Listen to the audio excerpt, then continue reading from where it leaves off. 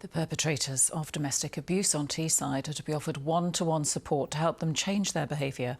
Cleveland Police dealt with a staggering 18,000 incidents of domestic violence in the last year.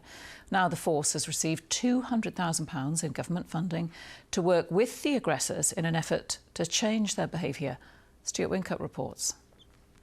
It's a male where there's been a complaint made that we're trying to get hold of at the moment. It's a domestic assault. Cleveland's officers respond to hundreds of incidents of domestic violence every week. But as well as offering support to victims and their families, charities are now spending more time working with the perpetrators, trying to end the cycle of abuse. I can only imagine how it must have affected my exes. Even though we were both into drugs and drink, they trusted me. Mike was jailed 3 times for domestic violence, but he's now being helped to turn his life around. His words are spoken by an actor. I get stressed out with day-to-day stuff like working all the time, money issues. It all blows up.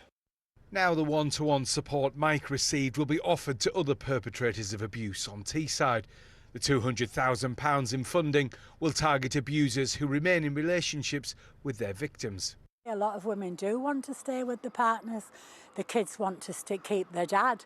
But it's about looking at that behaviour, that by having him in the house, the behaviour isn't acceptable.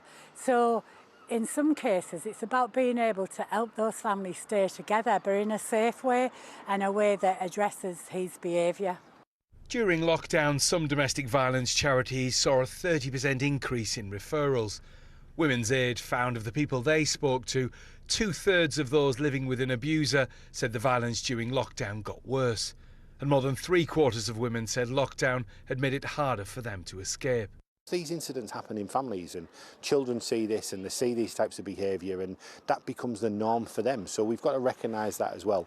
And by helping perpetrators to engage in this programme, then the trigger that causes these terrible incidents, if we can take that away, then we are helping the victim as well.